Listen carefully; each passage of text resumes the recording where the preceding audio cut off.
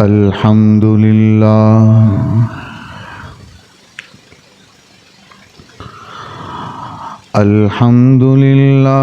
वकफ़ा वसलामुन अला इबादिहिल्लज़ीना इस्तफ़ा।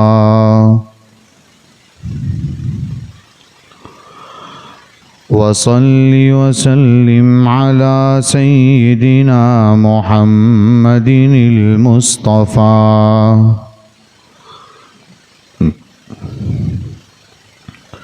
वअला आलिहि व अस्हाबिहि नुजूमिल हुदा व क़ादतित तुक़ा।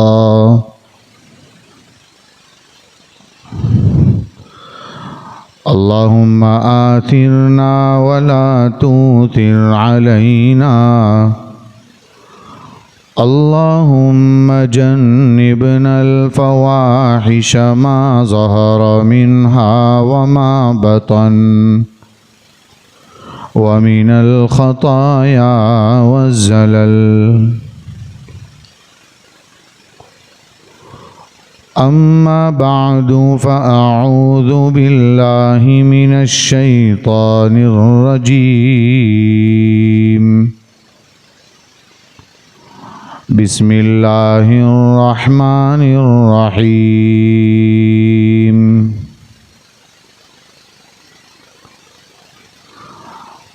वल फ़ज्रि वलयालिन अश्रिन वश्शफ़इ वल वत्र वल्लैलि इज़ा यस्र। सदक़ल्लाहुल अज़ीम। वो नबियों में रहमत लक़ब पाने वाला,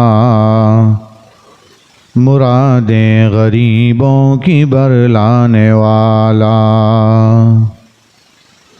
मुसीबत में गैरों के काम आने वाला, वो अपने परायों का गम खाने वाला। रहा डर न बेड़े को मौजे बला का, इधर से उधर फिर गया रुख हवा का। फ़कीरों का मलजा ज़ईफ़ों का मावा, यतीमों का वाली गरीबों का मौला।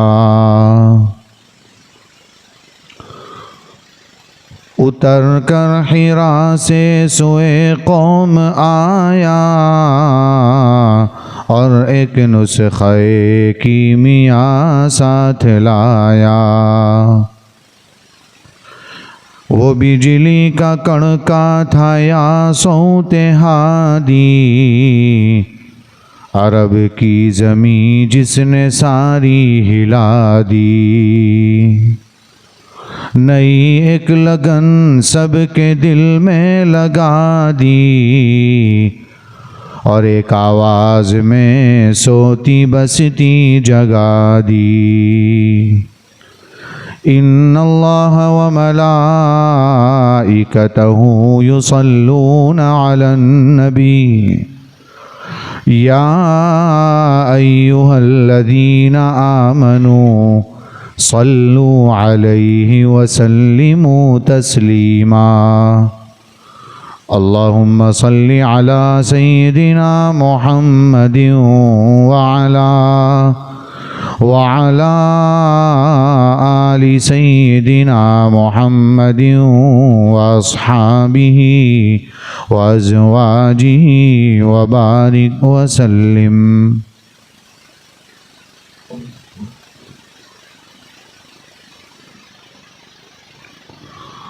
बुजुर्गों और भाइयों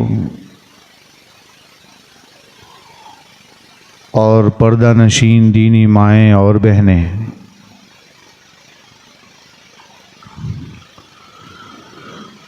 ज़िलहिज्जा का महीना शुरू हो चुका है,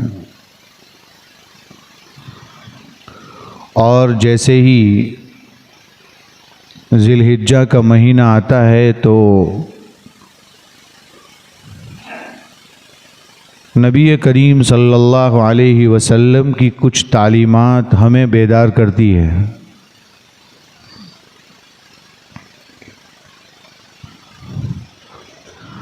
डॉक्टर अब्दुल हई साहब आरिफी रहमतुल्लाहि अलैहि फरमाया करते थे कि दीन असल में वक्त के तकाज़े पर अमल करने का नाम है। जैसा तकाज़ा वैसा अमल।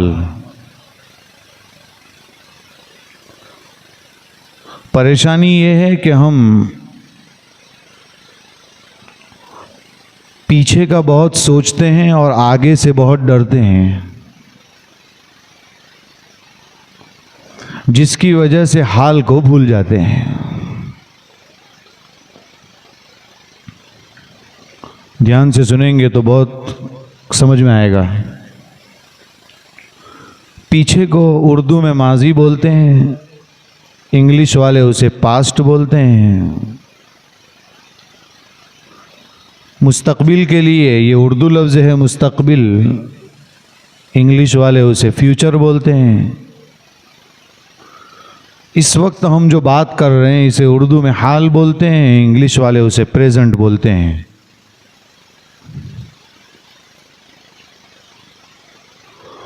पास्ट में जो हुआ उसके बारे में शरीयत सीधा सीधा कहती है तौबा कर लो। हमसे तो बहुत गुनाह हुए हैं, हमसे ये हो गया है, अब आगे हमारा क्या होगा, ऐसा लोग कहते हैं।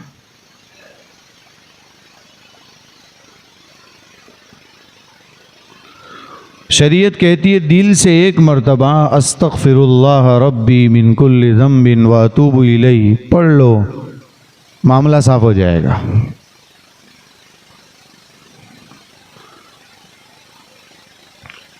और मौलाना मसीहुल्लाह खान साहब रहमतुल्लाहि अलैहि फरमाते हैं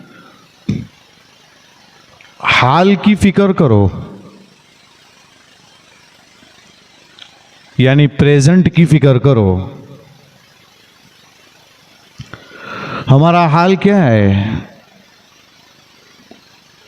अगर इस वक्त हम हाल को देखें तो अच्छा नहीं है, बहुत बुरा है। चाहे फिर घर में हो, चाहे फिर घर के बाहर हो।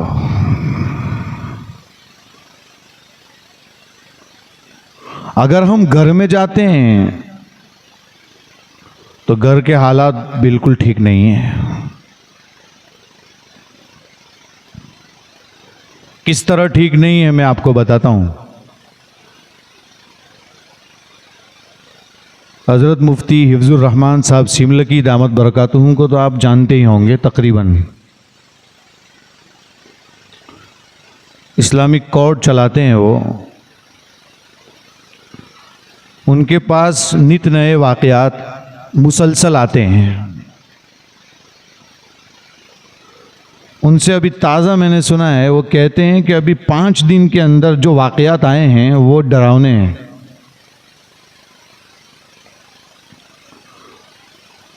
एक तो वो ये कहते हैं कि मेरे पास एक औरत अपनी बेटी को लेकर आई और वो कहने लगी कि ज़रा मौलाना इस बेटी को समझाओ।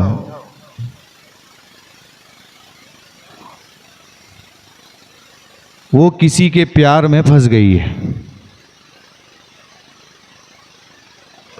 मौलाना कहते हैं मैंने उससे बातचीत करना शुरू की, थोड़ी देर बात की, इतने में वो बेटी तो लड़ने लगी अपनी माँ के साथ। मैं शौक हो गया और मैं डर गया कि एक बेटी अपनी माँ के साथ किस तरीके से बात कर रही है।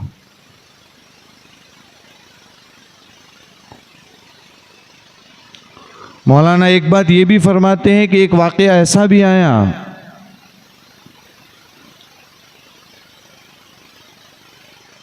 कि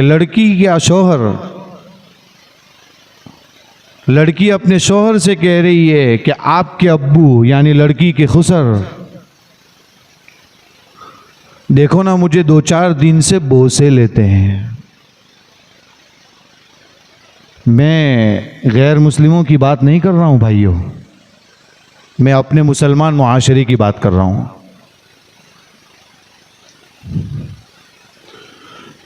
इस मौके पर अगर इस तरीके से बार बार हो जाए तो शरीयत यहाँ कुछ शर्तों के साथ ये भी कहती है कि शौहर बीवी से हमेशा के लिए अलग हो जाएगा। हुर्मत मुअब्बदा ये एक इल्मी मसला है,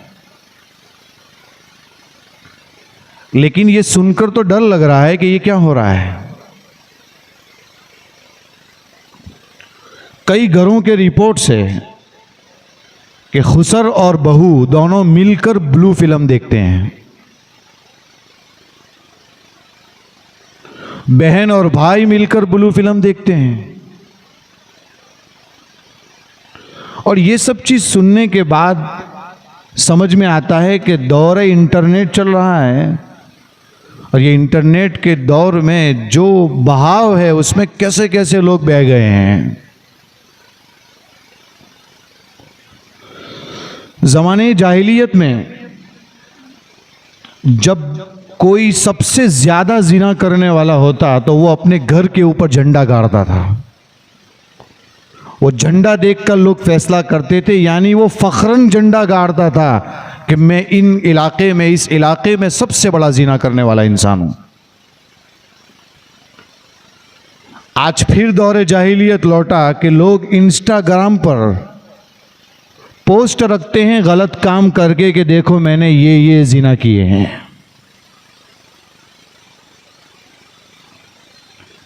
ये तो हुए घर के हालात। नबी करीम सल्लल्लाहु अलैहि वसल्लम ने फरमाया फितने घरों में आ जाएंगे। जब आपने ये फरमाया था आज से 40-50 साल पहले के उलमा तो बेचारे तावील करते थे कि इसका ये मतलब हो सकता है, इस हदीस का ये मतलब हो सकता है। अब तो एक आमी इंसान भी फैसला कर लेगा कि फितना घर में घुस चुका है।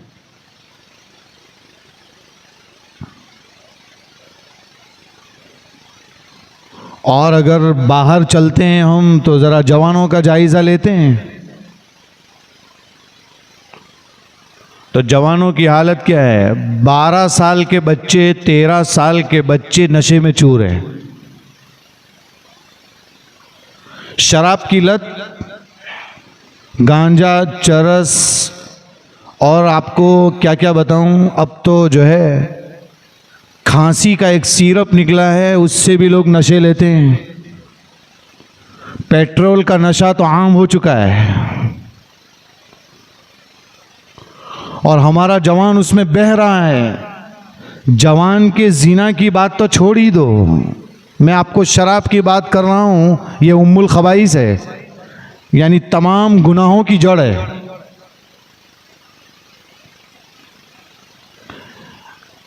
ऐसे ऐसे जवान आप अंदाजा नहीं लगा सकते मेरे भाइयों। जो शराब पीकर घर में आएगा, क्या बीवी के साथ खुश होगा? वो जो नशे में चूर होगा वो क्या अपने घर को खुश रख पाएगा? और आगे चलते हैं, सूद का मसला लेते हैं हाथ में। सूद का क्या मसला है? किसी से कहते हैं कि भाई ये सूद है, हराम है, शरीयत ने कहा है कि जायज़ नहीं है, तो सीधा जवाब देता है आप मौलाना मेरी कब्र में आने वाले हैं। ऐसा जवाब देता है वो। नहीं, आपकी कब्र में तो हम नहीं आने वाले हैं, लेकिन ये हमारा फर्ज है कि हम आपसे कह सकते हैं। सूद नबी करीम सल्लल्लाहु अलैहि वसल्लम ने जिस वक्त हज्जतुल वदा के मौके पर ऐलान किया था कि आज से सूद हराम है, आप जानते हैं सहाबा इकराम रिज़वानुल्लाहि अलैहिम अजमईन कौन है? हुक्म पर मर मिटने वाले लोग हैं। जिस वक्त शराब हराम हुई थी, शराब धीरे धीरे हराम हुई थी। हज़रत उमर रज़ियल्लाहु अन्हु फरमाया करते थे अल्लाहुम्मा बय्यिन लना बयानन शाफिया, ए अल्लाह वाज़ेह बयान शराब के बारे में हमारे लिए उतार दे ताकि हमें समझ में आए करना क्या है। जिस वक्त हज़रत अनस रज़ियल्लाहु ताला अन्हु बहुत छोटे थे, अपने सौतेले वालिद हज़रत अबू तलहा रज़ी अल्लाह अन्हु के घर में थे और जाम चल रहा था और बाहर कोई ऐलान कर रहा है कि शराब हराम हो चुकी है। किसी ने कहा जाकर देखो क्या आवाज़ आ रही है। उस ज़माने में माइक तो होना बहुत दूर की बात, लोग मोहल्ले मोहल्ले में जाकर ऐलान करते थे कि आज सरकार की जानिब से ये ऐलान है। बाहर निकले हज़रत अनस और ये ऐलान सुना कि हुर्रिमत अलैकुमुल खम्र, शराब हराम हो चुकी है। उन्होंने आकर कहा कि शराब के हराम होने का ऐलान हुआ है। जिसके होंठ तक जाम पहुंचा था वो आगे नहीं गया। फरमाया हुक्म आने के बाद एक कदम आगे नहीं बढ़ सकते हैं।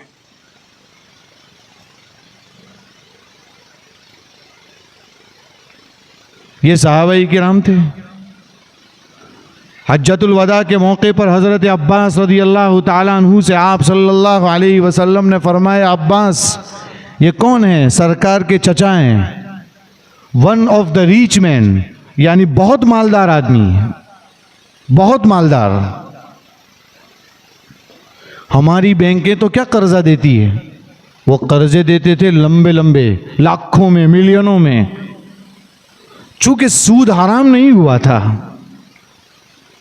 50,000 दें तो 70 मिलने वाले हैं, 1 लाख दें तो 2 मिलने वाले हैं। मिलियनों पैसे दिए हुए थे। नबी करीम सल्लल्लाहु अलैहि वसल्लम ने फरमाया कि अब्बास कितना दिया हुआ है? कि अल्लाह के रसूल गिन भी नहीं सकता हूं मैं।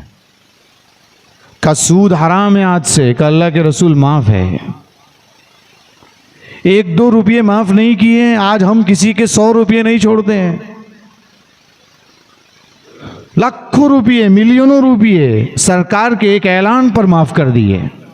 और आप सल्लल्लाहु अलैहि वसल्लम का ये जुमला है, सबसे पहला सूद में हजरत अब्बास का माफ करता हूं। बहुत मशहूर बात है ये। मेरे भाइयों, इलाके में सूद, आपने ये हदीस सुनी होगी, हम सब ने सुनी है कि ऐसा जमाना आएगा कि कोई सूद के धुएं से भी नहीं बच पाएगा। हालात तो आपके सामने हैं, लेकिन जितना हमें मालूम है उतना तो बचना चाहिए। खौफ खुदा निकल चुका है। शराब, सूद, जिना, गेम खेलना, चबूतरों पर बैठना, ये सब मेरे भाइयों हमारे जवानों का शेवा बन चुका है। 2 बजे तक गपशप करना और सुबह की नमाज कभी न पढ़ना, ये एक मिजाज बन चुका है। और हम फिर रोज़ाना कहते हैं मुसलमानों पर हालात है। मेरे भाइयों, हालात की बहुत बड़ी वजह खुद हम होते हैं।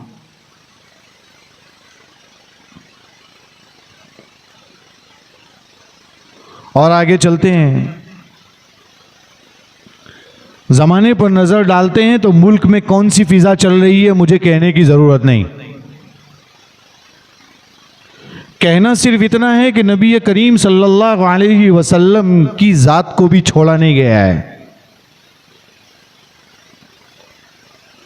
और आप जानते हैं ये पहले से चला आ रहा है कि सरकार पर कीचड़ उछलता है, मुसलमान जोश में आता है, और आना ही चाहिए।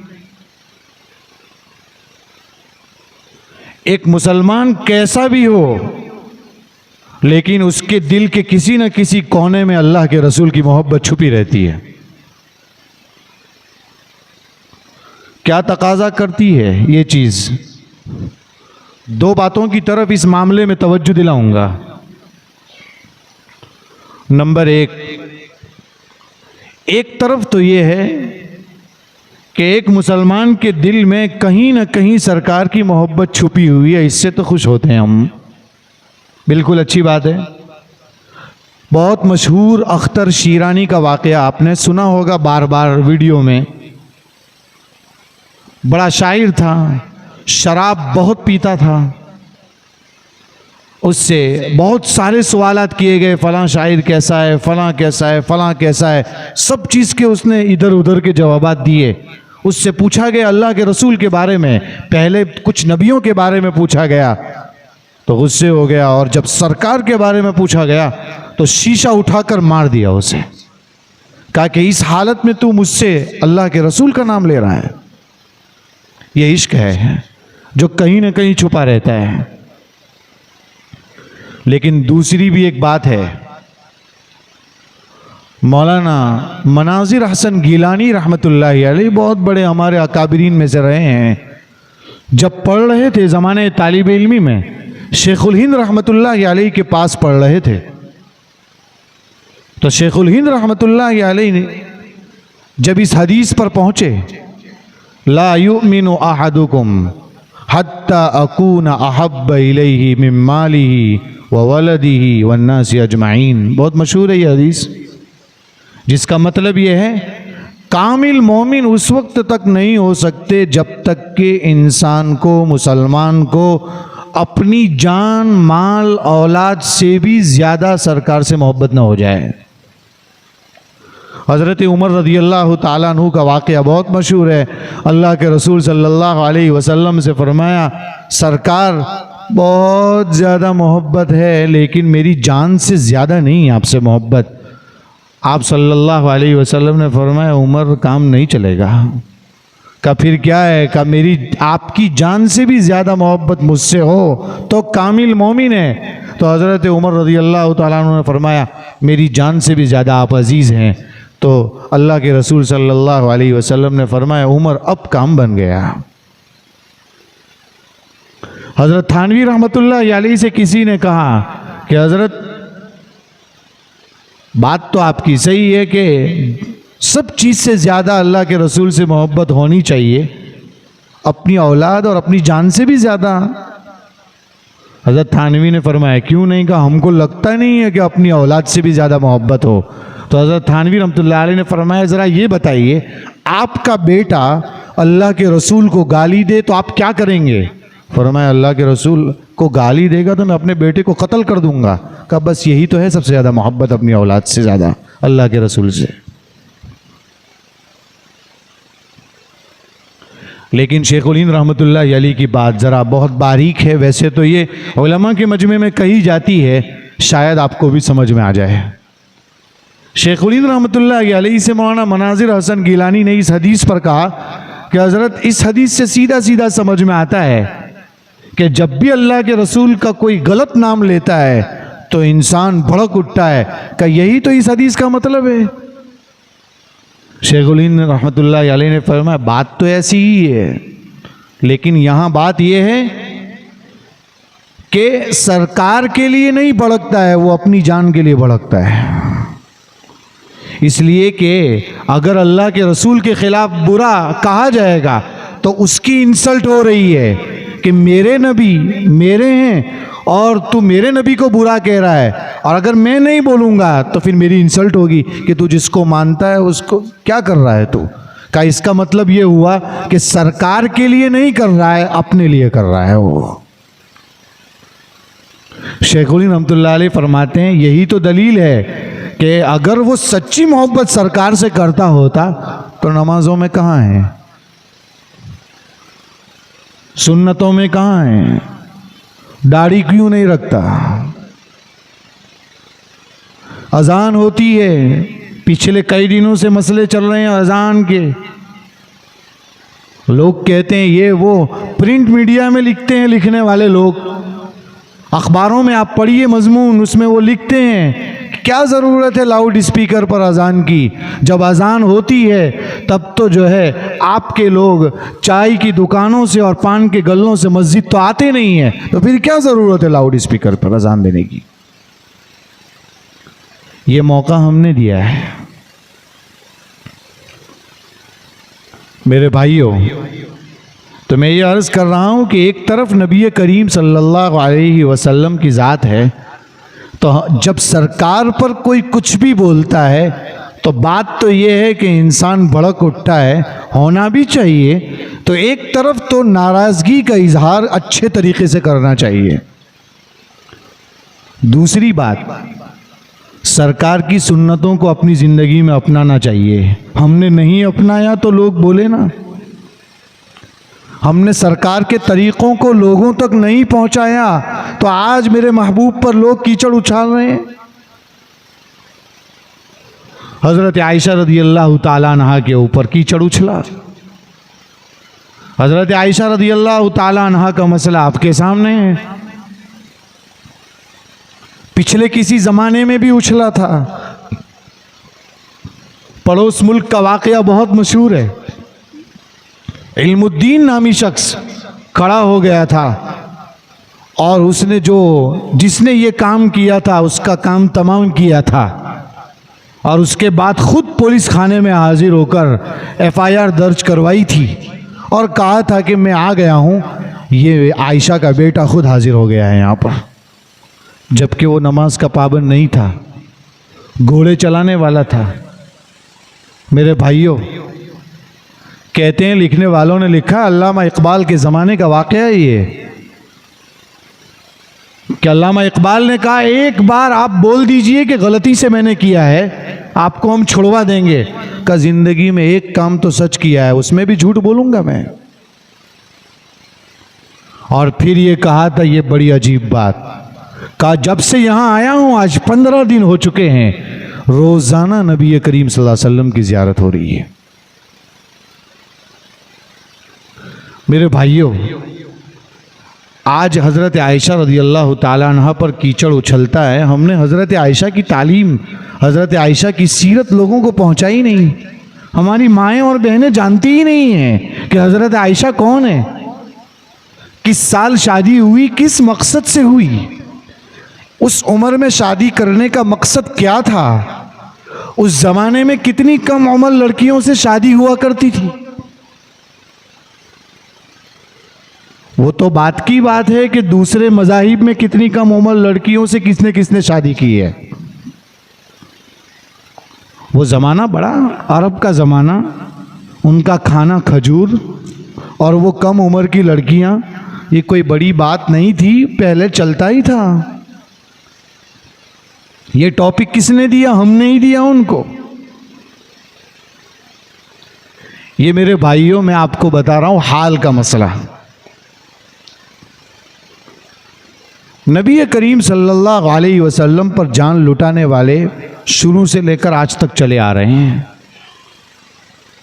सहाबा किराम की अगर फहरिस्त गिनवाएंगे तो पूरी भी नहीं होगी। हज़रत साद रज़ियल्लाहु ताला अन्हु ग़ज़वे उहुद के मौके पर कह रहे हैं 12 से 13 तीर लग चुके हैं, बदन छलनी हो चुका है। जब उबई इब्न काब रज़ियल्लाहु अन्हु की नज़र पड़ी तो हज़रत साद ने कहा, जब सरकार तक पहुंच जाओ ना तो मेरा सलाम पहुंचा देना। और फिर फरमाया कि कौम से कह देना कि अगर सरकार दुनिया से जा रहे हैं और तुम में से एक भी जिंदा हो तो फिर तुम्हारा रहना बेकार है, कामयाब नहीं है। ऐसे तो बहुत वाक़यात हैं, हज़रत ज़ैद इब्न दसीना के, हज़रत हबीब इब्न ज़ैद के, और वो ख़ातून जिसका वाक़या ख़ुद हज़रत शेख रहमतुल्लाहि अलैहि ने लिखा है कि वो शोहर का इंतकाल, भाई का इंतकाल, वालिद का इंतकाल, और जब उससे पूछा गया क्या है, कि मेरे महबूब ज़िंदा हैं कि नहीं, अगर वो ज़िंदा हैं तो सारी मुसीबतों की कोई हैसियत नहीं। ये बहुत मशहूर बात है। तो मेरे भाइयों, इन सब बातों का खुलासा ये निकलता है कि हाल तो हमारा ऐसा है। तो मौलाना मसीहुल्लाह खान रहमतुल्लाह अलैहि की बात नकल कर रहा था, तो वो ये फरमा रहे थे कि अगर हम हाल को दुरुस्त कर लेंगे तो जो पास्ट है ना वो हाल बन जाएगा, यही हाल फिर पास्ट बनेगा। आज जो कुछ आपने सही किया है कल पास्ट होगा, और अगर हाल सही होगा तो धीरे धीरे फ्यूचर भी सही हो जाएगा। ये इतनी अच्छी चीज़ है कि अगर कोई इस पर अमल कर ले तो बरकतें ही बरकतें नजर आएगी। तो मेरे भाइयों, नबी करीम सल्लल्लाहु अलैहि वसल्लम ने ज़िलहिज्जा के महीने से कुछ चीज़ें हमें बताई हैं। फरमाया 2 इबादतें ऐसी है कि वो इसी महीने में होती है, किसी और महीने में नहीं होती। नंबर 1 हज।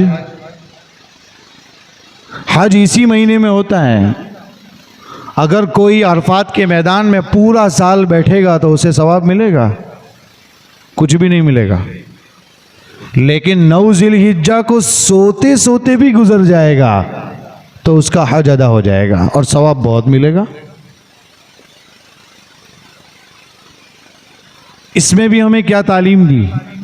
इसमें हमें ये तालीम दी कि इबादत जितनी भी हैं वो अल्लाह के हुक्म की मोहताज है। आप गौर कीजिए, अंदाज़ा लगाइए, पूरे साल जो फ़र्ज़ नमाजें हैं वो मुतय्यन हैं, नफल आप चाहे कभी भी पढ़ सकते हैं। ज़कात साल भर में एक मर्तबा देनी है, सदका आप जब चाहे तब दे सकते हैं। लेकिन हज और कुर्बानी 2 इबादत ऐसी है कि जो इसी महीने में अदा की जाएगी और मखसूस दिन में अदा की जाएगी। इसीलिए ये भी गौर कीजिए कि 8 जिलहिज्जा को हज के अरकान शुरू होते हैं। पहला रुक्न शुरू होता है मीना में जाना है। जब मीना में पहुंचेंगे तो आपको मालूम है पहले दिन कोई अरकान नहीं है, कुछ नहीं करना है, वहां सिर्फ रुकना है। जो लोग हज पर गए होंगे वो ये जानते हैं, जो नहीं गए अल्लाह उनको पहुंचा दे, हम सबको पहुंचा दे। मीना में ज़ोहर की नमाज से लेकर दूसरे दिन की फजर तक रुकना है, 5 नमाजें वहां पढ़नी है। भाई वहां क्यों ले गए? हरम में इतना अच्छा था, हरम की एक नमाज 1 लाख नमाजों के बराबर है, पर मैं यहाँ नहीं रुकना है। अभी आप हरम में रहोगे 8 जिलहिज्जा को, एक नमाज का भी सवाब नहीं मिलेगा।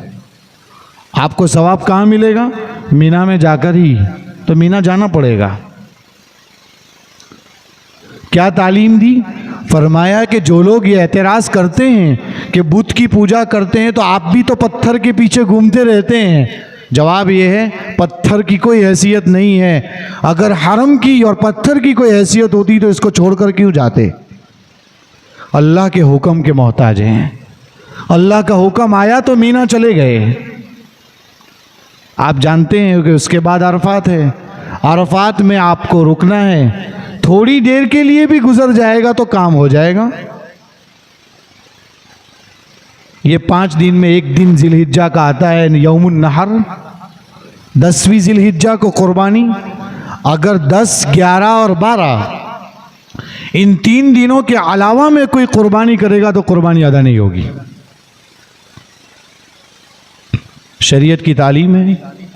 तो मेरे भाइयों, जिलहिज्जा का महीना शुरू होता है तो चंद चीज़ें हमें कुछ बताती है, वो आपको कहता हूँ। फिर हज़रत मौलाना खालिद सैफुल्लाह साहब दामत बरकातुहुम ने इस मुल्क में जीने के लिए 8 चीज़ें बताई है, वो आपकी खिदमत में पेश करूँगा और अपनी बात ख़त्म करूँगा। पहली बात, चांद जैसे ही हो जाए जिलहिज्जा का तो सबसे पहला तकाजा हमसे ये है कि जिसने कुर्बानी की नीयत कर रखी हो उसको चाहिए कि अब कुर्बानी होने तक बाल और नाखून न कटवाए। ये अमल मुस्तहब है। लिहाजा अगर किसी ने 40 दिन से नाखून न काटे हों उसको काटना है। किसी ने बाल 40 दिन से न काटे हों कटवाने हैं, ज़ेरे नाफ, बगल के बाल वगैरह। और आगे चलते हैं। इन दिनों में अरफा का दिन आएगा, उसकी एक मुस्तकिल फजीलत है। वैसे जिलहिज्जा की पहली तारीख से लेकर 9 तारीख तक हर दिन की फजीलत है। सुबह में यानी दिन की हैसियत ऐसी है कि उसमें एक रोज़ा 1 साल के रोज़ों के बराबर सवाब रखता है। और रात की इबादत शब कद्र का सवाब रखती है। अल्लाह ताला तौफीक दे तो इनमें से कुछ भी कर लेना चाहिए। रोज़ा रख सकते हो तो रोज़ा रखना चाहिए, इबादत कर सकते हो तो इबादत करनी चाहिए, लेकिन याद रखना ये सब नफल है, नफल को करने में कहीं फ़र्ज़ न चला जाए। ये हमारी गलती होती है आमतौर पर। रात को 2 बजे तक जागते हैं और फजर ही छोड़ देते हैं, कोई फ़ायदा नहीं है मेरे भाइयों। इसकी तरफ तवज्जो रखें। तो रोज़ा रख सकते हैं। तीसरी चीज़ अरफा का दिन है। कहा कि 9 ज़िलहिज्जा को अगर कोई रोज़ा रखता है तो फरमाया कि उस दिन रोज़ा रखने का सवाब क्या है, अगले और पिछले 1-1 साल के गुनाह माफ़ हो जाते हैं। हज़रत शेख ज़करिया रहमतुल्लाह अलैह की बात याद आती है। हज़रत शेख फरमाते हैं उम्मीद की जा सकती है कि अगर कोई अरफा का रोज़ा रखेगा तो इंशाअल्लाह आगे का 1 साल जिएगा, इसलिए कि 1 साल आगे के गुनाह भी माफ़ हुए हैं ना, उसके पीछे के तो हुए ही हैं, 1 साल आगे के भी माफ़ हुए हैं। तो ये उम्मीद की जा सकती है। हज़रत शेख रहमतुल्लाह अलैह ने एक नुक्ता लिखा है, इन दिनों में अय्याम तशरीक़ आते हैं जिसमें हम तकबीर पढ़ते हैं ज़ोर से। 9 ज़िलहिज्जा की शुरू से अरफा की सुबह फजर की नमाज से लेकर 13 ज़िलहिज्जा की असर तक हम हर नमाज के बाद तकबीर तशरीक़ पढ़ते हैं। ये तकबीर तशरीक़ ज़ोर से पढ़ना हर मुसलमान मर्द के लिए वाजिब है। तो क्या औरतों के लिए वाजिब नहीं है? जी हाँ, औरतें सुन रही हों तो हम उनसे कहते हैं औरतों के लिए भी वाजिब है, अलबत्ता औरतों को आहिस्ता पढ़ना है। बहुत मर्तबा ऐसा होता है कि औरतें इस सुन्नत से गाफिल हो जाती हैं। औरतों को चाहिए कि इन दिनों में जहाँ वो नमाज पढ़ती है उसके सामने कागज़ को चिपका के रखे, ताकि जैसे ही सलाम फेरे वो याद आ जाए। ये अमल करना है। इसके साथ साथ कुर्बानी है। कुर्बानी के बारे में मेरे भाइयों एक बहुत बड़ी गलती है कि हमारे यहाँ ऐसा होता है कि घर के हर फर्द की तरफ से एक ही कुर्बानी होती है। मसला समझने की कोशिश करें।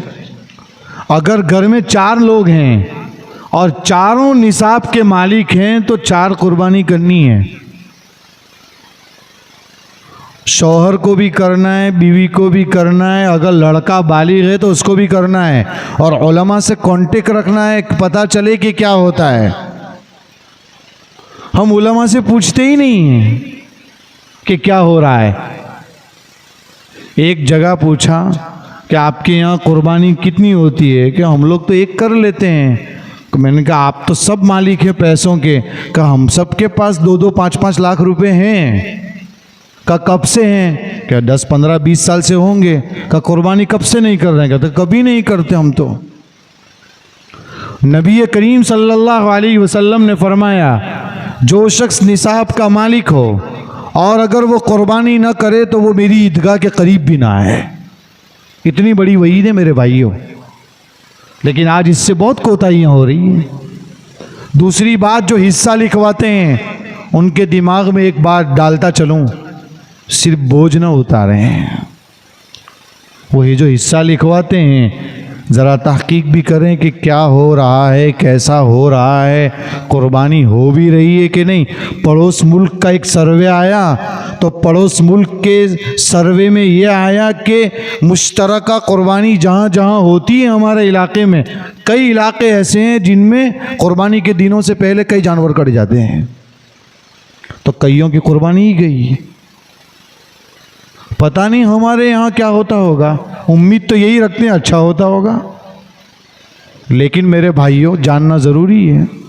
इसमें बहुत तफसीलात है, मैं इस वक्त बयान नहीं कर सकता हूँ कि मजमूई जो कुर्बानी होती है उसमें इधर का जानवर इधर मिल जाता है, इसका गोश्त उसके साथ मिल जाता है। बड़ी तफसील है इसमें, किस तरीके से गोश्त तकसीम होता है, किस तरीके से होना चाहिए, उसमें पैसे किस एतबार से लिए जाते हैं। जानवर मुतय्यन नहीं होता, बल्कि उसको आखिरी दिन तक पता नहीं होता कि मेरा कौन सा जानवर है। इसमें बहुत धोखे होते हैं मेरे भाइयों, इसलिए इसको बोझ न समझे। आजकल लोगों ने इसको रस्म समझ लिया है। कुर्बानी बहुत बड़ा फरीज़ा है। यादगार है हज़रत इब्राहीम अलैहिस्सलाम की, हज़रत इस्माईल अलैहिस्सलाम की। और कैसी यादगार है कि बाप ने ख्वाब देखा है। अब आजकल का बाप ख्वाब देखे अगर और सुबह में उठकर कहे कि बेटा मैंने ख्वाब देखा है कि ज़बह कर रहा हूँ, तो वो बेटा कहेगा अब्बा आप सो जाओ तो अच्छा है, शायद आपको नींद में आया होगा सब इधर उधर की बात। क्या बात कर रहे हैं आप? लेकिन वो बेटा भी बेटा था। कुरान ने उसको नकल किया उस वाक़े को। फरमाया या बुनैया इन्नी अरा फिल मनामी अन्नी अज़बहुका फंज़ुर माज़ा तरा। बेटा मैं आपको ज़बह कर रहा हूँ, ख्वाब में देख रहा हूँ, आपकी क्या राय है। हज़रत हाजर की गोद में पला हुआ बेटा था, आजकल का बच्चा नहीं था। ख्वाजा मोइनुद्दीन चिश्ती अजमेरी रहमतुल्लाहि अलैहि फरमाते हैं कि एक मरतबा अपनी अम्मी जान से मैंने कहा कि मेरे हाथ पर इतने इतने लोगों ने ईमान कबूल किया। फरमाया बेटा उसमें मेरा हिस्सा है। का कैसे हो सकता है। फरमाया कि मैं तुझे जब भी खाना देती हूँ तो उस पर 100 मरतबा दुरूद पढ़कर दम करती हूँ, तेरे पेट में जाता है। अल्लाह ताला उसके ज़रिए से तेरे हाथों पर ये फैसले करवाते हैं। लेकिन ये हज़रत हाजर की गोद में पला हुआ बेटा, जैसे ही हज़रत इब्राहीम अलैहिस्सलाम ने कहा कि बेटा मैंने ख्वाब में ये देखा है कि मैं तुझे ज़बह कर रहा हूँ। फरमाया अब्बा जान या अबती फ़अल मा तुमर सतजिदुनी इंशाअल्लाहु मिनस साबिरीन। फरमाया अब्बा जान कर गुज़रिए जिसका आपको हुक्म दिया गया है, अन करीब आप मुझे अगर अल्लाह ने चाहा तो सब्र करने वालों में से पाएंगे। सब्र करने वालों में से कहा, ये नहीं कहा सब्र करने वाला पाएंगे, इसलिए कि ये कहना चाहते हैं हज़रत इस्माईल अलैहिस्सलाम मुझसे पहले सब्र करने वाले लोग बहुत आए हैं, उसमें मेरा नाम भी आ जाएगा। ये तवाज़ु है। ये हुक्म दिया कुर्बानी का और फरमाया ज़बह करो तो इसको याद करो। कोई याद नहीं करता। इतनी फिक्र होती है कि कब कट जावे, कब गोश्त तकसीम हो जाए और कब सो जावे। नहीं मेरे भाइयों, ऐसा नहीं होना चाहिए। हज़रत थानवी रहमतुल्लाह अलैह ने लिखा है कि जो है पहले ज़माने में बादशाह के पास कोई गिफ्ट लाता था, कोई हदिया लाता था, तो बादशाह उस पर सिर्फ हाथ रख देता था और कहता था वापस ले जाओ, आप इस्तेमाल कर सकते हो। बादशाह का हाथ पड़ गया तो वो चीज़ कबूल हो जाती थी। फरमाया कुर्बानी को भी ऐसा ही समझो, छुरी चल गई गोया अल्लाह का हाथ पड़ गया। अल्लाह ताला फरमाते अब मुझे गोश्त भी नहीं चाहिए, खून भी नहीं चाहिए, आपके दिल की हालत चाहिए थी वो आ गई। अल्लाह ताला कितना मेहरबान है हमारे साथ। कुरान ने उसको नकल किया है, लन यनालल्लाह लुहूमुहा वला दिमाउहा वलाकिन यनालुहु तक़वा मिनकुम। बहुत मशहूर आयत है। तो कुर्बानी एक यादगार है मेरे भाइयों। बेटे को कह रहे हैं, और हज़रत हाजर आप जानते हैं कि वो ले गए थे और किस तरीके से ले गए थे। और बेटे ने कहा अब्बा जान आँखों पर पट्टी मार दीजिए और जो कहा है कर गुजरिए।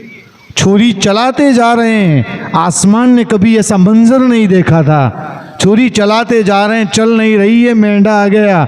हमारे उलमा ने लिखा है कि आ गया मेंढा, वो ना आया होता तो हम ही कट रहे होते अब तक। वो तो अच्छा हुआ कि मेंढा आ गया। हमको सिर्फ वो यादगार बनानी है। तो मेरे भाइयों, कुर्बानी के बारे में उलमा से राब्ता करें कि हमको कुर्बानी करनी है या नहीं करनी है, किस मौके से करनी है, कैसी करनी है। बहरहाल शायद जिलहिज्जा के मुतालिक तो सब चीज़ें आपके सामने आई गई। अब आते हैं हज़रत मौलाना खालिद सैफुल्लाह साहब रहमानी दामत बरकातुहुम की 8 बातों की तरफ। मैं उम्मीद करता हूँ कि वो 8 बातों को आप याद करके भी जाएंगे और अमल भी करेंगे इंशाअल्लाह ताला। उनसे एक बुज़ुर्ग ने पूछा कि हज़रत हिंदुस्तान के हालात अच्छे नहीं हैं मुल्क के, कहा कि इस वक्त मुसलमानों को आप क्या पैगाम देना चाहते हैं। बहुत इसरार किया, वो बता नहीं रहे थे, बहुत इसरार किया तो 8 बातें बताई। कुरान की आयत से 5 बातें निकाली और 3 बातें अपनी तरफ से बताई। तवज्जो देना, 5 बातें कुरान से निकाली। पहली फरमाया अक़ीमिस्सलात लिदुलूकिश्शम्सी इला ग़सक़िल लैली व क़ुरआनल फ़ज्र। नमाज को कायम कीजिए। पहली बात याद रखिए, कोई भी इंसान कहीं भी चला जाए बग़ैर नमाज के कुछ नहीं है। कोई कितनी भी बड़ी तस्बीह पढ़ता हो, नमाज नहीं पढ़ता है तो कुछ नहीं है। मौलाना ज़ोहर, असर, मगरिब और ईशा तो अच्छे तरीके से हो जाती है, खाली फजर छूट जाती है। तो वो खाली फजरज नहीं है, वो भरी हुई फजर है, अगर समझ में आ जाए तो। और वही है आपका, हम सबका इम्तिहान तो उसी में है। कहा था ना वो यहूदी ने, बहुत मशहूर है ना, कि अगर जुमा की नमाज में जितना बड़ा मजमा आता है, उतना बड़ा मजमा अगर फजर में आ जाए तो दुनिया से एक भी यहूदी नहीं रहेगा, सब खत्म हो जाएंगे।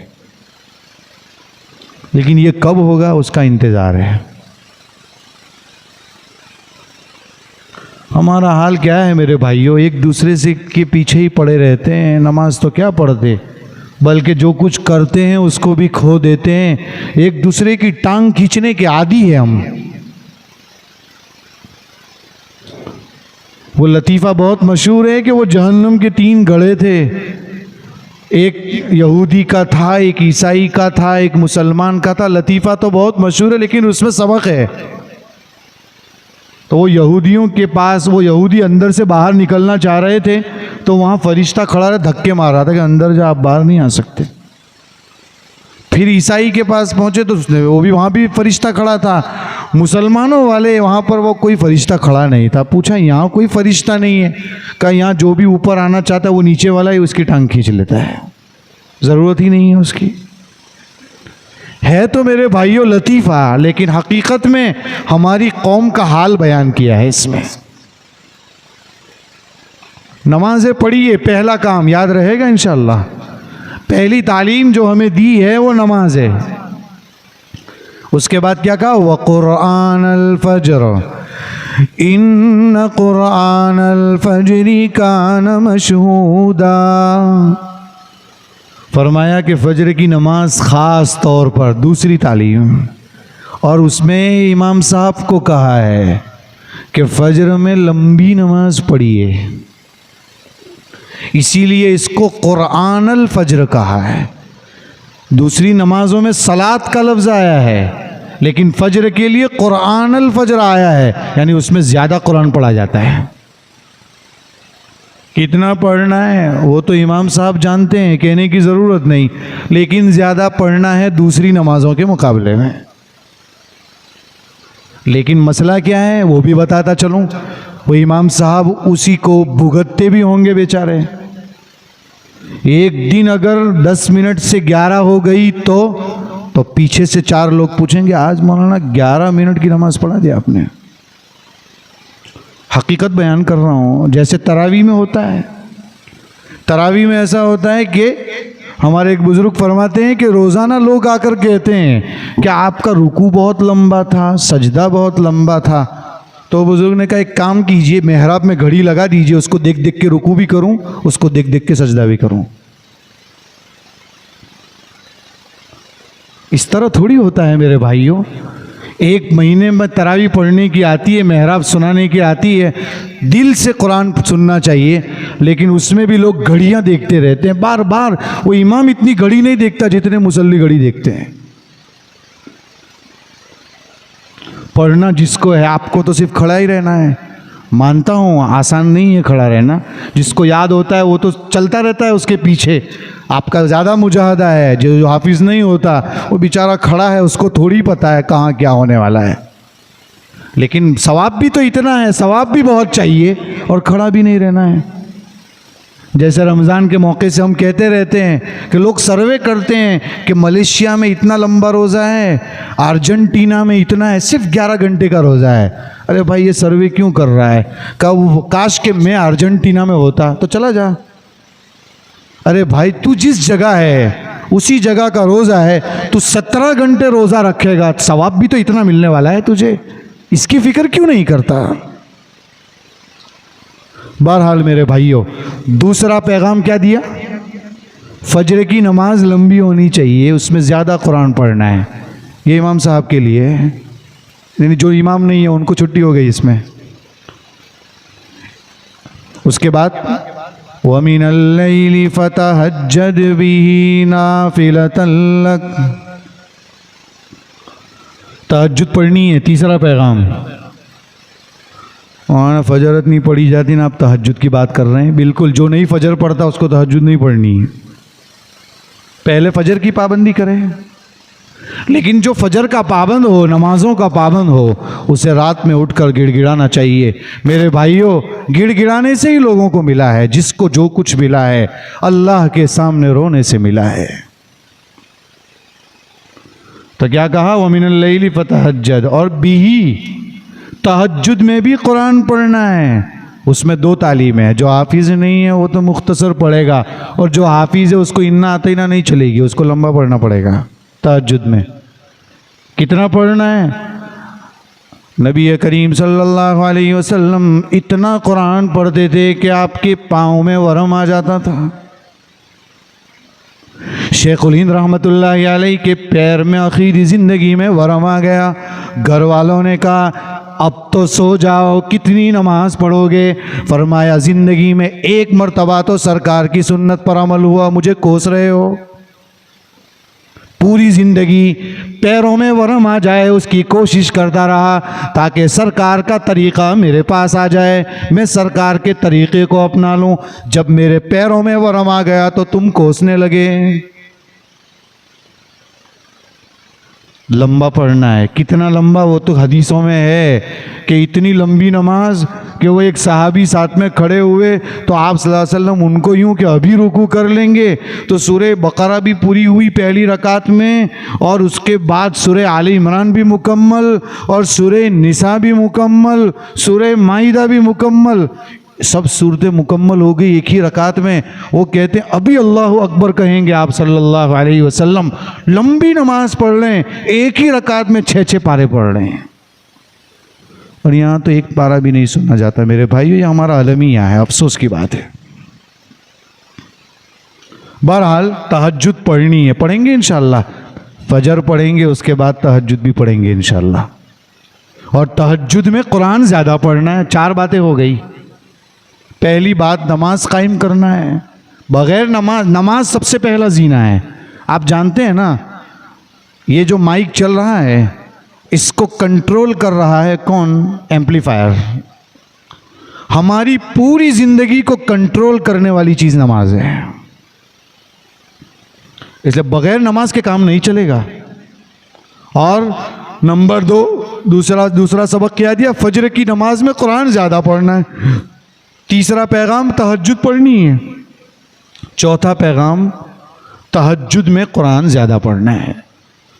5वां, वक़ुल रब्बी अदखिलनी मुदखल सिद्क़ व अख़रिजनी मुख़रज सिद्क़ वजअलनी मिन लदुनक सुल्तानन नसीरा। इस आयत में दुआ सिखाई है। फरमाया हर मोमिन को दुआ मांगनी है। 5वां पैगाम, आज दुआओं की मेरे भाइयों कमी हो गई है। नबी करीम सल्लल्लाहु अलैहि वसल्लम की तालीम तो देखिए, आप फरमाते हैं जूते का तस्मा भी टूट जाए तो अल्लाह से मांगना है। तालीम तो देखिए, लेकिन हम कहाँ अल्लाह से मांगते हैं? हमने तो अल्लाह से मांगना ही छोड़ दिया। मेरे भाइयों, मांगिए अल्लाह से, गिड़गिड़ाइए। जब अल्लाह के सामने मांगते हैं, मांगने वाला कभी महरूम नहीं होता। मांग कर तो देखिए, हमने कब मांगा था सोचिए। इन आंखों ने कब आंसू बहाए थे, गौर कीजिए। किस दिन हमारे आंसू निकले थे, गौर कीजिए। कब रोए थे और पिछले लोगों ने कितने आंसू बहाए थे कि उनके रुखसारों में आंसू निकलने की वजह से नालियां बन गई थी। क्या हमारे आंसू इतने निकले हैं? हमने तो हदीस में पढ़ा है कि अगर गरम गरम आंसू एक कतरा भी निकल जाए अल्लाह के खौफ से तो वो 3000 साल की गर्म की हुई आग को बुझा देगा, जहन्नम की। लेकिन कभी रोए तो ना, रोना ही नहीं आता। खौफ खुदा निकल चुका है, गुनाह करते हैं, डर नहीं होता। डर पैदा हो गया तो गुनाह छूट जाएगा, रोना खुद ब खुद आ जाएगा। दिल सख्त हो चुके हैं गुनाह कर करके, और जिनके दिल सख्त होते हैं उनको रोना नहीं आता। कितनी चीजें हो गई? याद तो होगी, 5 चीजें हो गई। 3 चीजें इन्होंने अपनी तरफ से बताई है, ध्यान दीजिएगा। छठी चीज, छठे नंबर पर उन्होंने बताया अपने औलाद की सही तरबियत कीजिए। मेरी लड़की भाग गई किसी के साथ, सबसे बड़ा हिस्सा माँ बाप का। लड़की का कसूर तो अपनी जगह। लड़कियों को एक्टिवा दिला दी, बाप को कुछ पड़ी नहीं। लड़कियों को ट्यूशन अकेले भेज दिया, बाप को कुछ पड़ी नहीं। लड़कियों को बैलेंस भरवाने भेज दिया दुकानों पर, बाप को कुछ पड़ी नहीं। छोड़ दिया ऐसे ही, मोबाइल दे दिए, अभी तो समझ में भी नहीं आ रहा था उसे, उसके हाथों में बड़े बड़े मोबाइल हैं। और फिर माँ बाप खून के आंसू रोते हैं। किसी बुजुर्ग के पास आप जाइए तो सही, हर 5 मिनट में आपको आकर जो शिकायत मिलेगी वो ये मिलेगी, मेरे बेटे के लिए, मेरी बेटी के लिए दुआ कर दो ना ज़रा, ऐसा मसला है, ऐसा मसला है, ऐसा मसला है। क्या हो गया? हमने तरबियत करना छोड़ दी अपने बच्चों की। मेरे भाइयों, खुद सही बनिए और अपने बच्चों की तरबियत कीजिए। अल्लाह के यहाँ सवाल किया जाएगा इसके बारे में, क्या आपने अपने बच्चों की तरबियत सही की थी या नहीं। मेरे भाइयों, तरबियत नहीं करोगे तो हालात आपके सामने हैं। अखबार उठाइए, आपको बार बार मिलेगा, और अखबार तो क्या, आप मोहल्ले का जायज़ा लीजिए, रोज़ाना आपको माँ बाप के नाफरमान औलाद मुसलसल मिलेगी आपको। कहीं कोई मार रहा है, कहीं कोई गालियां दे रहा है, कहीं कोई डांट रहा है, कहीं कोई भाग गया। कभी भी माँ बाप की बात नहीं मानते तो मेरे भाइयों, तरबियत का बहुत बड़ा फुकदान है, तरबियत की बहुत बड़ी कमी है। तो मौलाना खालिद सैफुल्लाह साहब दामत बरकातुहू फरमाते हैं, अपने बच्चों की तरबियत कीजिए, करेंगे इंशाअल्लाह।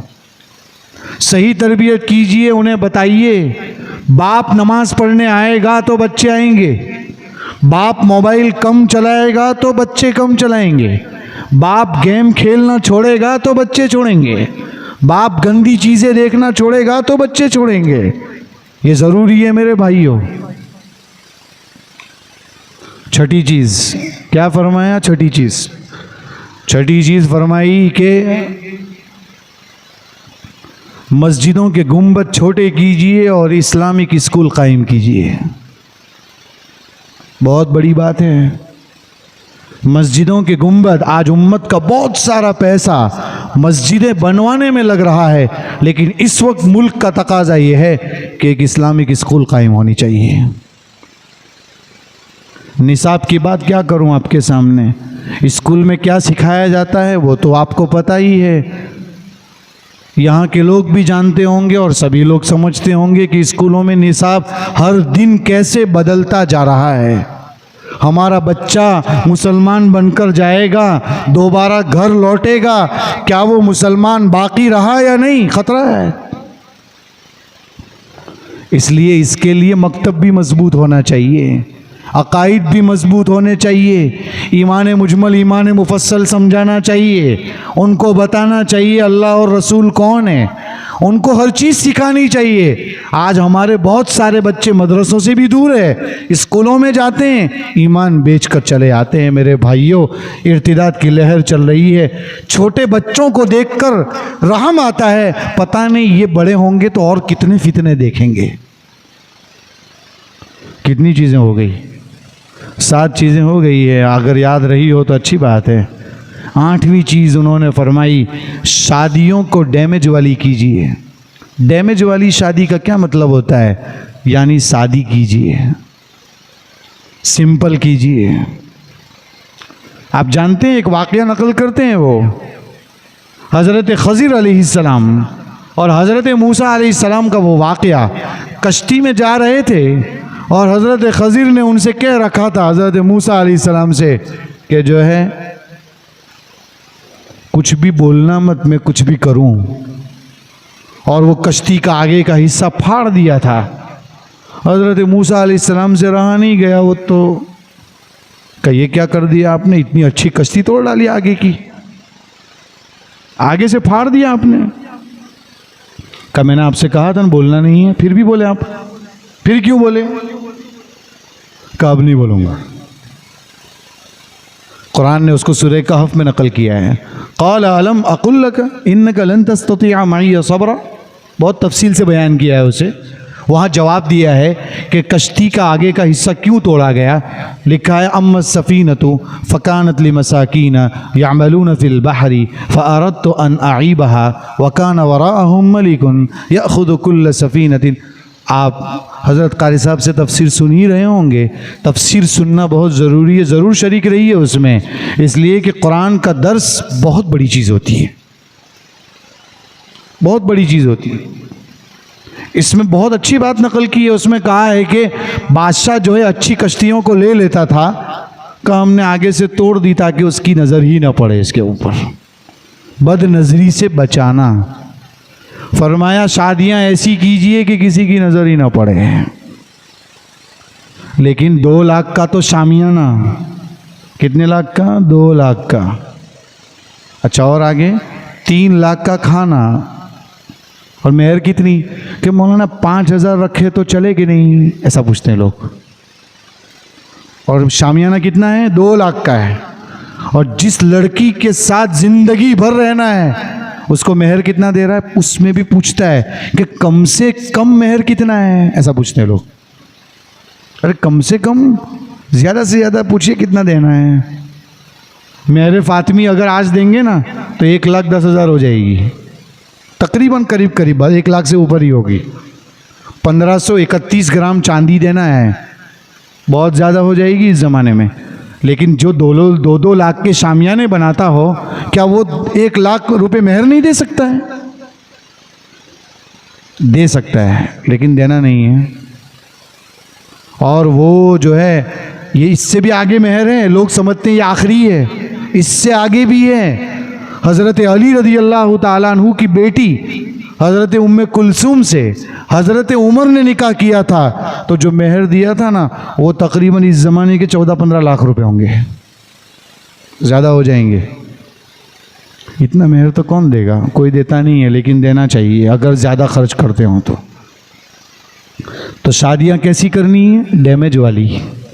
वो जैसे कश्ती को डैमेज किया था ना, तो ऐसी डैमेज वाली शादी करनी है, किसी की नज़र ही ना पड़े उस पर, लेकिन नाक कट जाएगी, उसमें कम लोगों को बुलाएंगे, ऐसा होगा वैसा होगा। मेरे भाइयों, सरकार की सुन्नत के आगे कुछ नहीं होता है।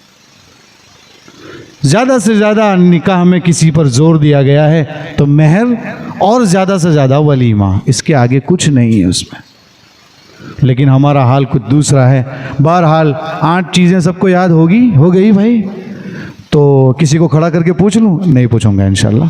अल्लाह ताला हम सबको अमल करने की तौफीक अता फ़रमाएँ, इन अय्याम की कदरदानी नसीब फ़रमाएँ। और यहाँ जितने लोग हैं, यहाँ किसी ज़माने में हम आते थे 5-7 साल पहले, हाफिज़ कासिम साहब थे बेचारे, अल्लाह ताला उनके मग़फ़िरत फ़रमाए। उसके बाद भी बहुत सारे लोग ऐसे थे जिनसे हमारी मुलाकात हुई होगी, ना रहे हों। बीच में एक बहुत बड़ा पेंडेमिक आकर गया और उसमें कितने लोग चले गए होंगे, अल्लाह ताला उन सब की मग़फ़िरत फ़रमाए।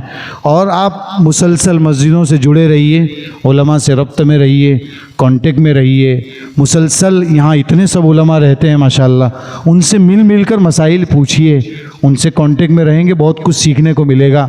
मस्जिदों में हाज़िरी दीजिए। मेरे भाइयों, फितनों से बचने की सबसे अच्छी जगह मस्जिद है।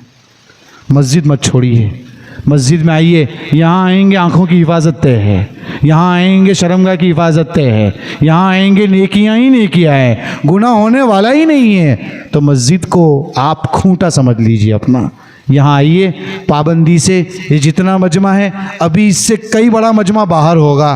वो आपका काम है कि जब जब ऐसा कोई बयान हो, ऐसी कोई चीज़ हो, तो उनको लेके आइए। हर एक आदमी कोशिश करेगा मैं 2 को लेकर जाऊंगा तो मस्जिद फुल हो जाएगी, और जब उनके कानों में बात पड़ेगी ना तो सब पाबंद हो जाएंगे। ऐसा नहीं है कि पाबंद नहीं हो सकते, आज भी मुसलमान बाकी है मेरे भाइयों। हम उस जैसा नहीं कर सकते लेकिन शक्ल तो इख्तियार कर सकते हैं। तेरे महबूब की या रब शबाहत लेके आया हूँ, हकीकत इसको तू कर दे, सूरत लेके आया हूँ। हमारा काम तो सिर्फ इतना ही है, हम शक्ल बनाकर तो जाएं, कम से कम हम कोशिश तो करें, हम तैयारी तो दिखाएं, हम अपने आप को मस्जिदों से जोड़े रखें। यही आज का सबक है। मैं पूरी बात का खुलासा मैंने कुरान की आयत पढ़ी थी, वल फजरी व लयालिन आश्र। उसका मतलब भी सीधा सीधा है। कुरान ने फजर की कसम खाई, वक्त की कसम खाई, और उसके बाद व लयालिन आश्र 10 रातों की कसम खाई। फरमाया कि 10 रातों की कसम खाई है कुरान ने। ये 10 रातें कौन सी है? यही जिलहिज्जा की 10 रातें हैं, ज़्यादातर उलमा ने लिखा है। मालूम होता है बड़ी अहम रातें हैं। इसमें मेरे भाइयों गुनाहों से बचिए। कुछ नहीं कर सकते तो गुनाहों से बचिए। तस्बीह नहीं पढ़ सकते चलेगा, किसने कहा है कि 1000 मरतबा तस्बीह पढ़नी है? गुनाहों से बचना भी बहुत बड़ी इबादत है। हदीस में आता है ना, गुनाह से बच गया तो सबसे बड़ा इबादत गुजार बन जाएगा। तो गुनाह से बचना भी बहुत बड़ी इबादत है। और इब्न तैमिया क्या फरमाते हैं कि इसकी रातें अहम किसकी? कहा कि रमज़ान के आखिरी अशरे की रातें अहम, और इन दिनों में दिन अहम। कहा क्यों? कहा ये 10 दिन ऐसे हैं कि इन दिनों में अरफा आता है, ये सबसे बड़ा दिन है, इसलिए इन दिनों में दिन अहम है। और रमज़ान के आखिरी अशरे में रात शब कदर आती है, इसलिए उसकी रातें बहुत अहम हैं। बहरहाल हर एक की अपनी अपनी बातें हैं। हमारा काम ये कुछ ना कुछ करते रहें। रोज़ा रखने की ताकत हो तो रोज़ा रखें, गुनाहों से बचें और अल्लाह से गिड़गिड़ा कर मांगें। अल्लाह ताला इन बातों को कबूल फरमाएं, इस मजलिस को कबूल फरमाएं, यहाँ बैठना उठना कबूल फरमाएं। जिन्होंने इसके लिए जितनी कोशिशें की है, चाहे जिस तरीके से भी कोशिश की हो, जिस तरीके से तड़पे हों इसके लिए, ऐसे प्रोग्राम रखने के लिए, अल्लाह ताला उनको बेहतरीन बदला नसीब फरमाएं, उनकी ज़िंदगी में खुशियाँ ही खुशियाँ भर दे और हमेशा के लिए उनको ऐसा सिलसिला चलाने की तौफ़ीक़ अता फरमाएं।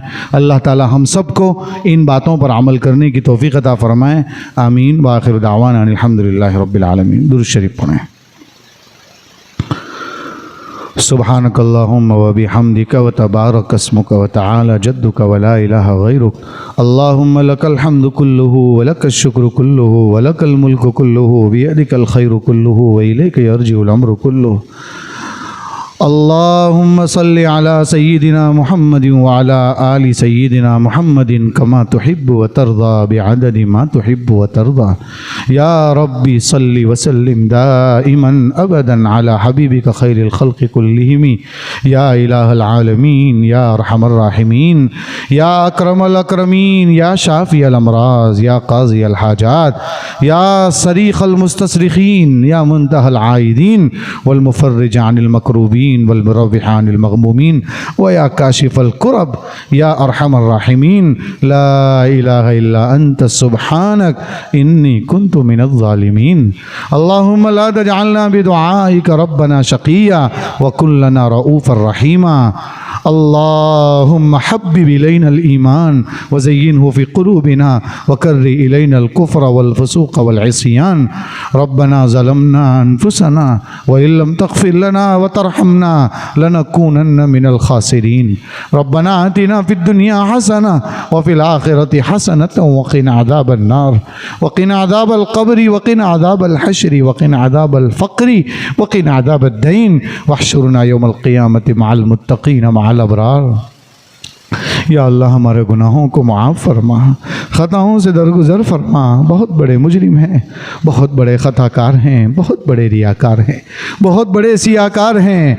ज़िंदगी का अक्सर व बेशतर हिस्सा तेरी नाफरमानियों में गुजार दिया है। या अल्लाह कोई दिन ऐसा नहीं है, कोई रात ऐसी नहीं है जिसमें हमने तेरी नाफरमानी न की हो। या अल्लाह हमने तो देखा है कि 2 पत्थरों के बीच में चलने वाले कीड़े को भी तो रिज़्क़ पहुँचाता है। या अल्लाह तूने हमें भी बहुत रिस्क पहुंचाया, अभी भी पहुंचा रहा है, लेकिन या अल्लाह हम खा खा कर तेरी नाशुक्री करते रहे, तेरी नाफरमानी करते रहे। या अल्लाह हमने बहुत गुनाह किए हैं, तेरे सामने मुंह दिखाने के काबिल नहीं है। हमारा दामन गुनाहों से भरा हुआ है, बदन का एक एक रोंगटा गुनहगार है, बदन का एक एक बाल गुनहगार है। या अल्लाह हमें माफ़ कर दीजिए, तुझे माफ़ी बहुत पसंद है, तुझे माफ़ी बहुत पसंद है। जब कोई बंदा तेरे सामने हाथ उठाकर दुआ मांगता है तो तू फरिश्तों में ऐलान करता है कि देखो इस बंदे को मालूम है कि इसको मेरे सिवा कोई माफ़ करने वाला नहीं है। या अल्लाह वाक़यतन यकीनन तेरे सिवा कोई माफ़ करने वाला नहीं है। या अल्लाह तू हमारी पकड़ न फरमा, तू हमें आजमाइश में मुब्तला न फरमा। या अल्लाह हम बागी नहीं है, हमने बगावत नहीं की है। या अल्लाह हमारे साथ दो दुश्मन लगे हुए हैं, एक नफ्स है, एक शैतान है। या अल्लाह उसकी वजह से गुनाह हो जाते हैं, हमने बगावत नहीं की है। या अल्लाह हम बागी नहीं हैं। या अल्लाह ये दो दुश्मन है जिसकी वजह से हो जाता है, हमारी पकड़ न फरमा। या अल्लाह हम तो चींटी का डंक भी बर्दाश्त नहीं कर सकते, हम तो मकोड़ों का डंक भी बर्दाश्त नहीं कर सकते हैं। या अल्लाह बदन में एक बार कहीं जख्म लग जाता है, कई कई दिन तक तड़पते रहते हैं। हमने तो ये सुना है कि कब्र में जाकर अगर जवाब नहीं दे पाए तो गधे के बराबर बहुत बड़े बड़े बिच्छू होंगे, कैसे बर्दाश्त कर पाएंगे। या अल्लाह हमसे बर्दाश्त नहीं होगा। या अल्लाह वो वक्त आ जाए उससे पहले हमारी हिफाजत फरमा दे। या अल्लाह हमें सही राह पर चला दे, हमें सही राह पर चला दे। हमारी पेशानियों के बाल पकड़ कर तू हमें अपने दरबार में बुला ले, हमें नमाजों का पाबंद बना दे, कुरान का शहदाई बना दे, ज़ुबान को ज़ाकिर बना दे, कल्ब को शाकिर बना दे, बदन को साबिर बना दे, जिस्म को तेरे अहकाम पर आमिल और नाजिर बना दे। या अल्लाह मुल्क की फ़िज़ा बड़ी अजीब चल रही है, चारों तरफ से लोग इस तरह टूटे हुए हैं जैसे भूखे प्यालों पर टूटते हैं। हमारा कोई कसूर नहीं है, हमारा कसूर ए मेरे मालिक सिर्फ इतना है कि हम तेरा नाम लेते हैं, तेरे महबूब का नाम लेते हैं। या अल्लाह उनके सामने हमारे गुनाह नहीं है, उनके सामने हमारे अमाल नहीं हैं। या अल्लाह तेरे महबूब और तेरा नाम लेने की वजह से ये हो रहा है। या अल्लाह हम भी तुझसे ये कहते हैं कि हम तेरा नाम लेते हैं, तेरे महबूब का नाम लेते हैं, उस निस्बत की लाज रखकर हम पर करम का मामला फरमा दे, करम का मामला फरमा दे, हमारी लाज रख ले। या अल्लाह हश्र की रुसवाइयों से बचा ले। या अल्लाह मुल्क की फ़िज़ा को खुशगवार बना दे। या अल्लाह सूगवार होने से बचा ले। या अल्लाह बुरे माहौल से बचा ले। या अल्लाह बुरी फ़िज़ा से बचा ले। या अल्लाह आखिर में नबी करीम सल्लल्लाहु अलैहि वसल्लम को भी नहीं छोड़ा गया। या अल्लाह हज़रत आयशा ये हम सब की माँ है, जब माँ के सामने, जब माँ की कोई बात बेटे के सामने आती है बेटे से बर्दाश्त नहीं होती। या अल्लाह हमारे पास कुछ नहीं है, हम दुआ कर सकते हैं, हमारे पास कुछ नहीं है। या अल्लाह कहीं डर लगता है हमें कि मैदान महशर में कहीं हज़रत आयशा ये ना कह दे कि मेरे खिलाफ बोला जा रहा था, तुम कहाँ थे उस वक्त। या अल्लाह हमें डर लगता है। या अल्लाह उस वक्त हमारी लाज रख ले। या अल्लाह हमारी लाज रख ले। या अल्लाह सरकार के हाथों जाम पीना नसीब फरमा दे। या अल्लाह कहीं ऐसा ना हो कि लाइन में खड़े हों, हमारा नंबर आ जाए और सरकार कह दे जा तुझे मेरी सुन्नतों से मोहब्बत नहीं थी, निकल जाए यहाँ से। या अल्लाह वो दिन अगर होगा तो वो उस दिन हमारा क्या होगा। या अल्लाह दर दर की ठोकरें खाकर तेरे दर पर आए, अगर तेरे दर से भी धुतकार दिए गए तो कहाँ जाएंगे। सबके दर बंद हो चुके हैं अल्लाह, सिर्फ तेरा ही दर खुला रहता है। बड़े मुबारक अय्याम चल रहे हैं। या अल्लाह तेरे बहुत सारे नेक बंदे हरम पहुँच चुके हैं, दुआओं में पता नहीं क्या क्या मांग रहे होंगे।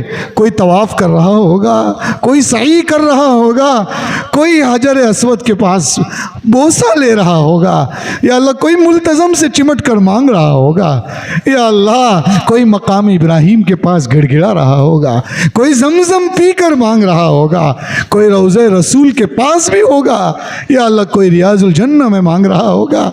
या अल्लाह उन सब की दुआओं में हमारा हिस्सा शामिल फरमा दे, या अल्लाह शामिल फरमा दे, या अल्लाह शामिल फरमा दे। या अल्लाह, या अल्लाह बहुत मुबारक अय्याम है, उसकी कदरदानी नसीब फरमा। या अल्लाह रोज़े रखने की तौफीक अता फरमा। या अल्लाह रातों को इबादत करने की तौफीक अता फरमा। या अल्लाह इस मजलिस में बैठकर हमने बुज़ुर्गों की बातें, हदीसों पर, कुरान की बातों पर अहद किया है, वादा किया है। या अल्लाह उस वादे के ऊपर खरा उतरने की तौफीक अता फरमा। या अल्लाह नमाज़ों का पाबंद बना दे, तहज्जुद का पाबंद बना दे, कुरान की तिलावत का शैदाई बना दे। या अल्लाह बच्चों की तरबियत करने की तौफीक अता फरमा। या अल्लाह हमारी नस्लों की हिफाजत फरमा, हमारे ईमान की हिफाजत फरमा। रोज़ाना डाके पड़ रहे हैं, लूटा जा रहा है। या अल्लाह हमारी माएँ और बहनों की इज्जतें लूटी जा रही है। या अल्लाह रोज़ाना हमारी मासूम बच्चियों के साथ इस्मत दरी हो रही है। या अल्लाह पता नहीं किन किन औरतों के साथ क्या क्या होता होगा, तेरी खबीर ज़ात सब चीज़ों से वाकिफ़ है। या अल्लाह जो जो लोग इस्लाम के ख़िलाफ़ उल्टी सीधी बात कर रहे हैं, या अल्लाह उनके हक़ में हिदायत लिखी हो तो दे दे, उनको समझा दे, वरना या अल्लाह उनको ख़त्म फरमा दे। ऐसा ख़त्म फरमा जैसे तूने कौम आद को ख़त्म किया, कौम समूद को ख़त्म किया। या अल्लाह हमारे दिलों की इस्लाह फरमा। या अल्लाह हमारी ज़ुबानों की, हाथों की, पैरों की इस्लाह फरमा। या अल्लाह हमारे बदन की एक एक रोंगटे की, या अल्लाह पूरी हिफाजत फरमा। या अल्लाह हमारी औलाद की, हमारी नस्लों की, हमारे बच्चों की, या अल्लाह उम्मत के एक एक फ़र्द की इज़्ज़त की, आबरू की पूरी हिफाजत फरमा। ईमान की पूरी हिफाजत फरमा। दुनिया के किसी भी कोने में उम्मत मोहम्मदिया का कोई भी फ़र्द जहाँ कहीं बसता हो, उसके ईमान, इज़्ज़त और आबरू की पूरी हिफाजत फरमा। या अल्लाह माओं और बहनों ने हाथ उठाए हैं, उनकी मंगताओं को पूरा फरमा। या अल्लाह इस मजमे में कितने लोग दुआओं के ख़्वाह हैं, दुआओं को कहना चाहते हैं, या अल्लाह वो कह नहीं पाए हैं, उनकी जायज़ तमन्नाओं को पूरा फरमा। या अल्लाह उठे हुए हाथों की लाज रख ले, उठे हुए हाथों की लाज रख ले। या अल्लाह इस उम्मत ने बहुत ठोकरें खाई है, बहुत कांटे खाए हैं। हमने हदीस में पढ़ा है, एक कांटा भी चुभ जाता है तो मग़फ़िरत हो जाती है। यहाँ तो या अल्लाह चीर फाड़ किया गया है, ज़ख़म बहुत है। या अल्लाह बहुत ज़ख़म है, रोज़ाना काटा पीटा जा रहा है। या अल्लाह हमारे जवानों की हिफाजत फरमा, जवानों की जवानी को संभाला दे दे। या अल्लाह उनको चबूतरों से उठा दे। या अल्लाह शराब के नशों से निकाल दे, ज़िना से निकाल दे, गेमों से निकाल दे, मोबाइल की लतों से निकाल कर तेरे दरबार में पहुंचा दे। या अल्लाह उनको कुरान की आदत डाल दे, कुरान की तिलावत करने वाला बना दे। या अल्लाह उनकी जवानी सही हो जाएगी तो आगे की नस्लें सही होगी। या अल्लाह उम्मत का कीमती सरमाया जवान है। या अल्लाह जवान बिगड़ गए तो आगे की नस्ल बिगड़ती चली जाएगी। या अल्लाह हमारे जवानों की इस्लाह फरमा, हम सब की इस्लाह फरमा। या अल्लाह हम सब की इस्लाह फरमा, हमारे ज़ाहिर और बातिन की इस्लाह फरमा। या अल्लाह बातिनी बीमारियों से हिफाजत फरमा, चुगली, कीना, हसद, हिर्स, या अल्लाह जितनी बातिनी बीमारियां सरकार ने बताई है हम सब की, या अल्लाह उन सब बीमारियों से हिफाजत फरमा। बड़ी बड़ी बीमारियां ज़ाहिर में भी हैं जो जानलेवा भी होती हैं। या अल्लाह उनसे हमारी हिफाजत फरमा। या अल्लाह इस वक्त जो कैसे कैसे बीमार चल रहे हैं, या अल्लाह इस बस्ती में भी बड़ी बड़ी बीमारियों में लोग मुब्तला हैं। या अल्लाह उनको शिफाए कामिला नसीब फरमा, सुकून नसीब फरमा। या अल्लाह खैर व आफ़ियत के फ़ैसले फरमा, करम के फ़ैसले फरमा। या अल्लाह जिन्होंने जो कुछ मदद की है, ताउन किया है, जिस तरीक़े से जहाँ जहाँ वो जिस तरीक़े से हिस्सा ले रहे हैं खैर के कामों में, या अल्लाह उनको अपनी शान शान बेहतरीन बदला नसीब फरमा। या अल्लाह इस बस्ती की पूरी हिफाजत फरमा। या अल्लाह हर तरह से हिफाजत फरमा। या अल्लाह यहाँ से हुफ़ाज़ पैदा फरमा, सुलहा पैदा फरमा, नेक लोग पैदा फरमा। या अल्लाह यहाँ जितने लोग बसते हैं उनके ईमान, इज़्ज़त और आबरू की पूरी हिफाजत फरमा। या अल्लाह माओं और बहनों की हिफाजत फरमा। या अल्लाह जवान लड़कियों की हिफाजत फरमा। या अल्लाह सबको नेक बना दीजिए, हमारी औलाद को महासिन अखलाक से मुज़य्यन फरमा दीजिए। या अल्लाह जब तक ज़िंदा रखे ईमान पर ज़िंदा रख, वक्त आखिर हो कलीमे वाली मौत नसीब फरमा, कलीमे वाली मौत नसीब फरमा, ऐसी मौत नसीब फरमा कि अल्लाह हमारे ऊपर तेरा कोई हक़ बाकी न हो। या अल्लाह हमारे ऊपर बंदों का कोई हक़ बाकी न हो और फरिश्ते हमारे कानों में कह रहे हों सलामुन कौलम मिर रब्बिर रहीम, ऐसा मुजदा सुना रहे हों और हम दुनिया से जा रहे हों, ऐसी रश्क भरी मौत नसीब फरमा। या अल्लाह कलीमे वाली मौत नसीब फरमा।